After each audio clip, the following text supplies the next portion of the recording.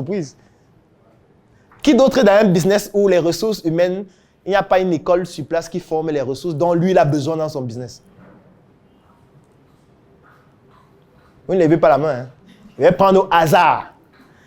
Quel business? Tu fais quel business? Tu as quelle entreprise ou quel business? On a fait plusieurs cours. En cours. Dans quel domaine? Dans la restauration. Restauration. Tu vas préparer quoi, par exemple? C'est un fast-food. Un fast-food. Oui, vous préparez quoi dans le fast-food? Les omelettes. Les frites. Oui. Tu vas recruter les gens où? Dans un premier temps, je vais choquer d'abord moi-même. Tu vas cuisiner toi-même. Ok. Bon, non, c'est normal, non? Il faut qu'il apprenne à faire lui-même. Ah, ok. Il faut qu'il a. Bon, il dit qu'il va apprendre à faire lui-même. Mais j'ai envie de dire que. Est-ce que. Je vais appliquer le peu que je connais déjà. Oui, supposons que tu es le magicien des œufs, tu sais bien faire les œufs et tout ça. Tu vas faire donc toi-même au début la magie des œufs. Alors maintenant, la question que je pose, c'est est-ce qu'il y a une école qui forme les gens à faire les œufs? Est-ce qu'il y a une école où quand quelqu'un sort de là, les œufs, c'est la magie? Quand il prend la poêle, il fait des choses terribles. Ça veut dire que tu vas recruter des gens que tu vas former. C'est tout. Parce que peut-être quelqu'un, lui, faisait souvent les œufs à la maison, mais il ne fait pas forcément comme toi, tu veux qu'on fasse dans ton entreprise. Ce n'est pas la même chose. Parce que lui, peut-être à la maison, il prenait 4 œufs, il prenait le spaghetti, il verse à l'intérieur parce qu'il fait pour lui. Là, il faut faire pour les clients et il faut que ce soit rentable. Et en choisissant les spaghettis là, il faut qu'un paquet fasse peut-être tel nombre d'œufs. Ça correspond à tel nombre pour que ce soit rentable. Et s'il prend un paquet, il prend la moitié, il verse dans 4 œufs. Après 2 semaines, on a fait faillite. Donc, il va falloir que tu lui apprennes comment utiliser les spaghettis là. Ça veut dire que tu es en train de le former à zéro. Parce qu'il n'y a pas une école qui le prépare à être calibré pour faire exactement ce que tu veux. C'est un exemple. Parce que toi, tu n'as pas levé la main tout à l'heure en croyant que les œufs, c'est facile. Non, les œufs, ce n'est pas facile à faire. Le café n'est pas facile à faire. Tu dois savoir, la boîte de matinale que j'achète, si ça peut faire combien de tasses? La boîte, ça coûte combien? J'ai acheté la boîte en détail ou en gros. Et si j'ai acheté en détail, ça veut dire que c'est plus cher. Donc, ça doit faire moins de tasses pour que ce soit plus rentable. Si j'achetais en gros, je peux peut-être aller un peu plus de tasses. Tu dois calculer que la boîte, il fait combien de tasses? Les tasses sont vendues à combien? Quels sont les autres ingrédients qui ont le sucre? On met quelle quantité de sucre? En fait, c'est une étude que tu dois faire par tasse. Parce que celui que tu vas recruter, s'il vient, il met 4 carreaux au lieu de 3. Ça n'a l'air de rien, un carreau, mais sur 50 tasses, ça peut faire un carton de sucre qui est fini. Et ça diminue la rentabilité parce que peut-être tu gagnais 500. Et rien que le fait qu'il a ajouté un carreau de sucre par tasse en plus, ça fait qu'on se retrouve à 150 ou à 100 francs ou à 0 ou à moins. Oui, oui, je le dis. Je n'ai pas fait les œufs, mais je t'explique comment, ce qui va se passer. Parce que il n'y a pas un endroit où on forme les gens à savoir faire les œufs de cette façon pour que ça devienne un business rentable. Il n'y a pas. Pour un truc aussi banal que les œufs. On ne parle pas de l'arme nucléaire, les machines et tout le reste. Tous vos business-ci.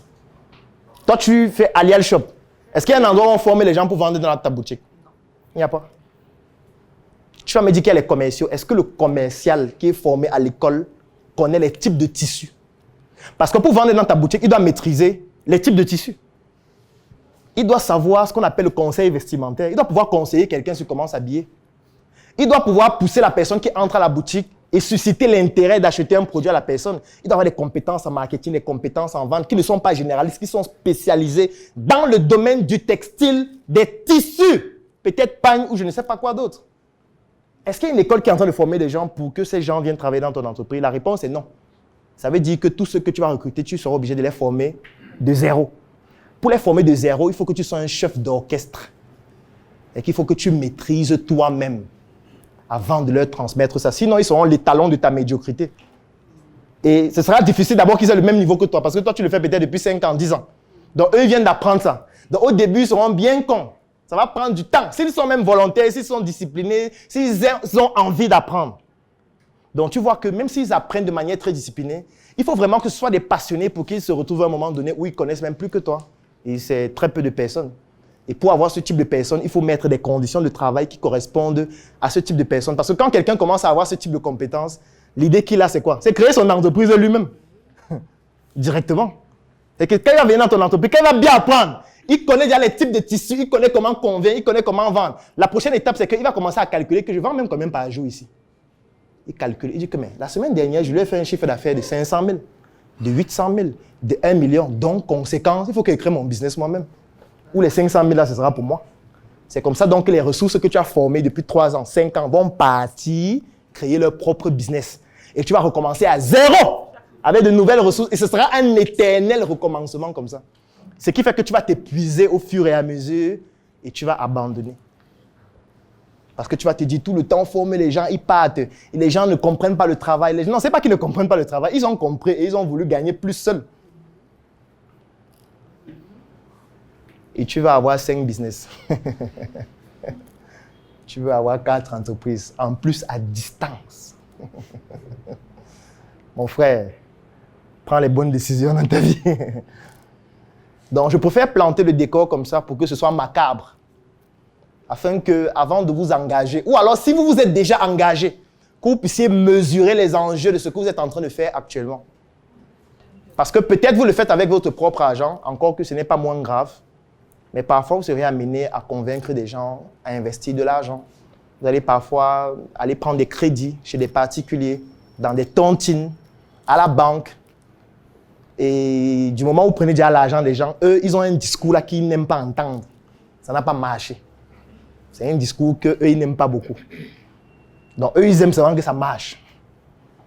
Donc, quand tu dis que ça n'a pas marché, c'était difficile et tout, après, il te dit, et mon argent alors, on va faire comment? Tu dis que, mais tu n'as pas compris ce que j'ai dit. Attends, il t'explique encore. Tu prends encore le format, tu expliques. Tu fais une vidéo de 25 minutes, il met en mode accéléré x2. Il avance même parce qu'il veut voir la fin là où on monte, comme il a gagné. On voit combien il a gagné. Quand il voit la fin qu'on dit qu'il n'a pas gagné, il te dit que bon, est-ce qu'on peut se rencontrer s'il te plaît? Tu dis qu'il n'y a pas de souci, ici au bureau, il vient. Il dit, oh vraiment, je crois en toi et tu fais des choses magnifiques. Vraiment, moi, c'est pour ça que j'ai toujours cru en ce que tu fais. Et c'est la raison pour laquelle j'ai décidé d'investir dans ton projet. Et voilà, j'ai vu le rapport. Je sais que l'entrepreneuriat, c'est difficile. Moi, j'ai un business là, c'est pas facile. Je suis en train de me battre et tout. Et voilà, j'ai des traites bancaires à payer là. D'ailleurs, j'ai même demain, il y a le banquier qui m'attend avec 900 000. L'argent là, donc, on fait comment? Est-ce que je peux avoir ça ce soir? Ou demain matin?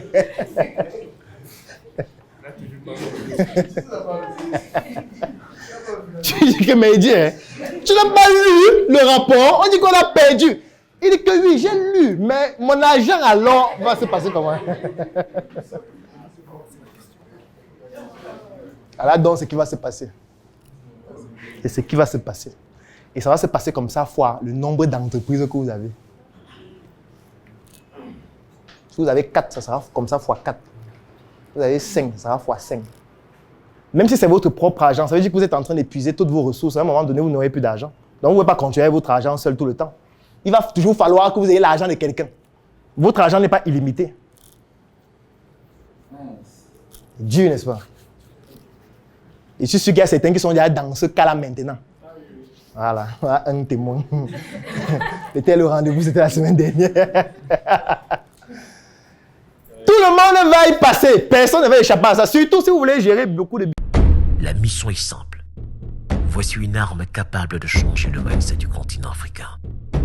Détruire l'obésité de l'inconsistance intellectuelle dans laquelle se cache le coffret VIP.